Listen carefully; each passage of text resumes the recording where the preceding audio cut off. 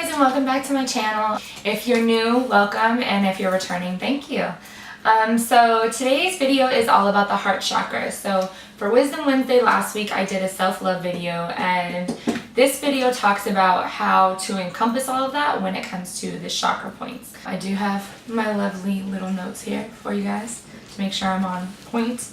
So this one is pronounced Anahata, to my understanding. I'm not 100% sure if that's correct. If I'm wrong, sorry. This chakra is obviously your heart center, hence the green today. It's depicted by a 12-petal lotus, and then it's a 6-pointed star. So the 6 points is all harmony. So it's like if you think about a triangle, it's mind, body, spirit, and when you combined it with 3 more points, the vibrations are intensified. So it's all about a harmonious balance. And that's what the heart chakra is all about, the Shakti and Shiva energy, balancing your divine feminine and masculine in this center, as well as healing your inner child in this center point as well. This particular chakra is ruled by the element of air, which was actually really surprising for me for some reason. Our endocrine glands that this deals with is obviously the heart, the thymus, the circulatory system, the arms and hands. When dealing with this particular chakra point, you are going to encounter development with this chakra or blossoming of this chakra from 22 to 28 years old. And then again, once you're 71 to 77. So some keywords about this chakra point are love, compassion, self-love, selflessness, healing, skills, inner child, passion. So some of the imbalances or thought processes that you may go through when encountering this chakra is like, why am I not good enough? Why don't people love me? I don't love myself. Things in that nature. And a lot of this goes back to how can you love somebody else if you can't love yourself properly? Self-love, like I said in the Wisdom Wednesday I did last week, is one of the most important things you have to learn in your lifetime. And a lot of people I feel aren't taught or raised with that awareness of self-love and how important and vital it is for your other relationships. Because if you're in a relationship and you don't love yourself, for one, you're going to be in a shitty relationship because for some reason you feel like you deserve that. And for two, you're not going to get the respect that you deserve because you don't respect yourself. You're going to encounter the problem of just, constantly judging them because you judge yourself so much. You're constantly going to be hating them because you hate yourself so much. You're not going to look at any of the beauty that they have because you can't even see the beauty within yourself. So that's a big relationship issue you can deal with if the chakra point is imbalanced when it comes to the self-love attribute. Some of the crystals that tie along to these chakras, or this chakra. Top number one, everyone always says it, rose quartz. Rose quartz is one of the best heart chakra crystals and one of the most, I would say, abundant and easy to get. And this crystal in particular deals with love and friendship, deals with emotional healing, sexual imbalances. It can increase fertility. So if you need babies, fuck with some rose quartz. And it can also help you connect with your inner child. One of my favorite crystals that I use for my heart chakra is rhodonite. I work with this crystal so much when I meditate. It's probably one of my favorite, second to like rose quartz. So this is a great love crystal helping you heal all of those unnecessary energies that you don't have to encounter anymore. Rhodochrosite, green aventurine, it helps calm and balance things out. You can also mess with peridot. Peridot helps with the heart chakra. Some of the other crystals are watermelon tourmaline. You can use green or pink aventurine. Both of those work for the heart chakra. Emeralds, green jade, pink jade. It didn't say that in the book I was reading, but pink jade you can use too. Anything that deals with the green or pink colors typically are for the heart chakra. So in malachite, and I use that one, rose quartz, and I would say rhodochrosite the most, and rhodonite. Like those are my 4 go-to heart chakra crystals. So obviously, like we went over, we can eat foods to properly balance our chakra systems.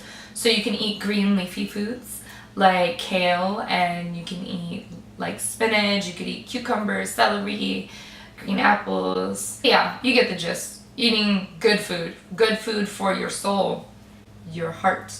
Green, think green and leafy. Some essential oils you can use for this are rose oil. I use jasmine as well because jasmine, when I've done studying on that herb, it deals with a lot of loving energy, so it's very gentle. So I typically use rose oil and jasmine oil.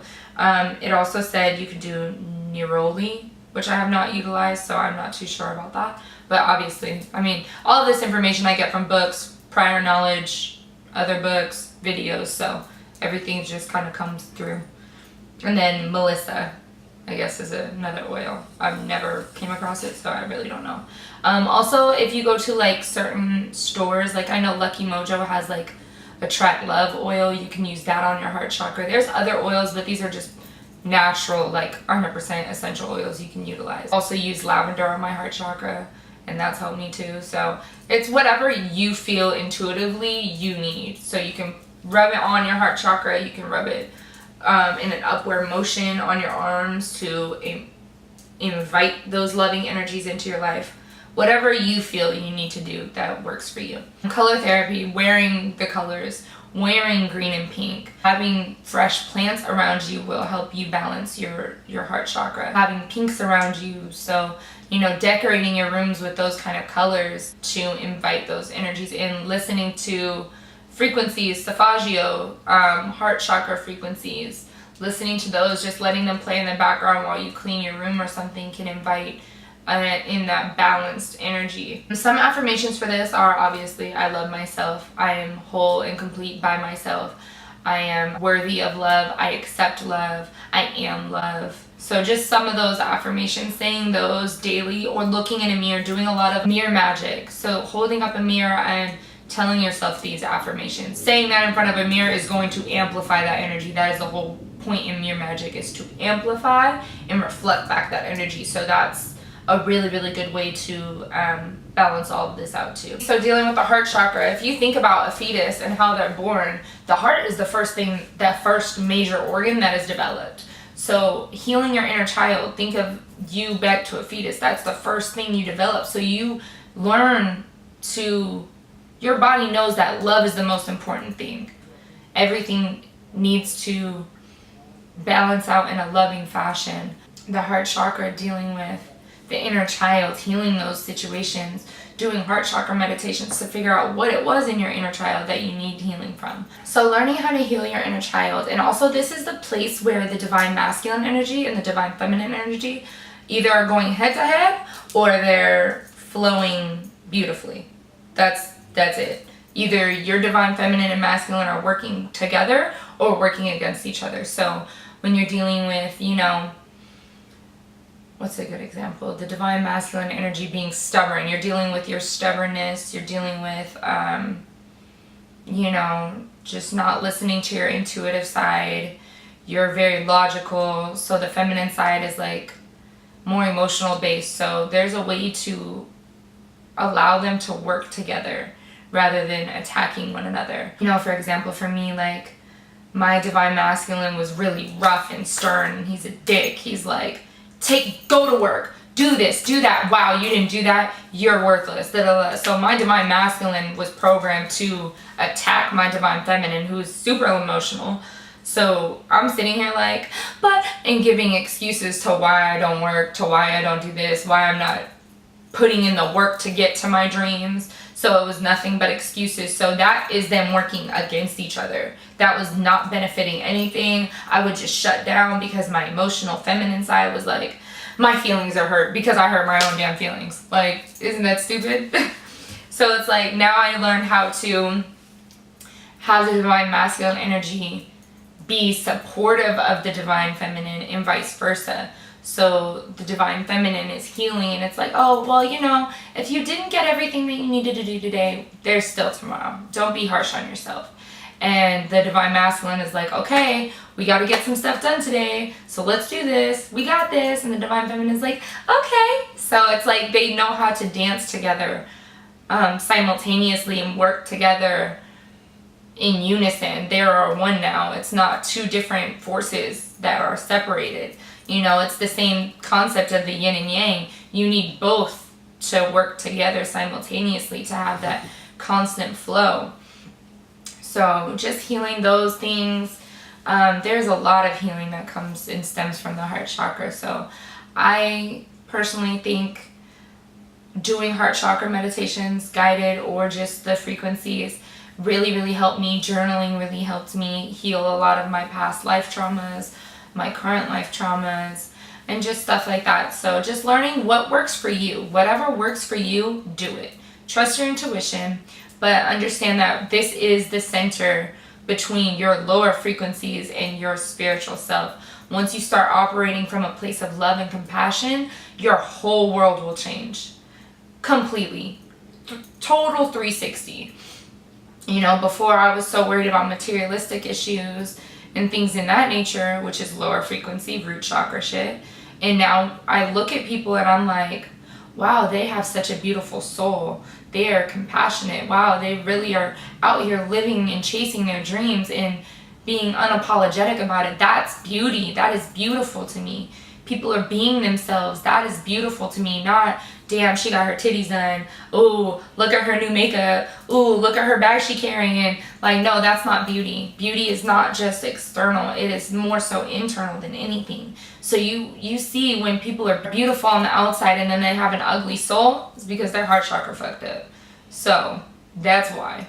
So it's like once you start operating from that, and this is where the reflections come in too, is you start seeing the beauty within you, and it makes it so much easier to see it without. You can walk by people and be like, wow, that is a beautiful man, that is a beautiful woman. And you're not lusting after them, you're not making it something sexual, you're just admiring the actual beauty of their soul and that light that they're emitting from them and their aura. So it's like you perceive life a completely different way once this chakra is aligned where it needs to be and it's healed. And you know, you're always going to encounter healing situations, but the more work you do to heal it, the easier it becomes to recognize what needs to be healed and actually heal it. And you know, some situations may be more difficult than others. I know a lot of people that deal with trauma that just bury it and shove it down and think it's never going to go away. But that's not how you should live life. You should live life in love. So healing from that is a process to get to that part, to get to live in love. So just work on healing yourselves, starting from the root chakra all the way up. That's kind of how I started my self-healing. And then I realized how much shit I really did have to heal. And I was like, whoa, I did not know it was this much. But it's once you start the process, it does get easier and it does get more clear to see what needs to be healed. It's a clear vision of what you need to do to overcome lower frequencies. So I will be back tomorrow with another Wisdom Wednesday. I haven't picked out what topic I want to talk about yet, so I'm going to do that tonight.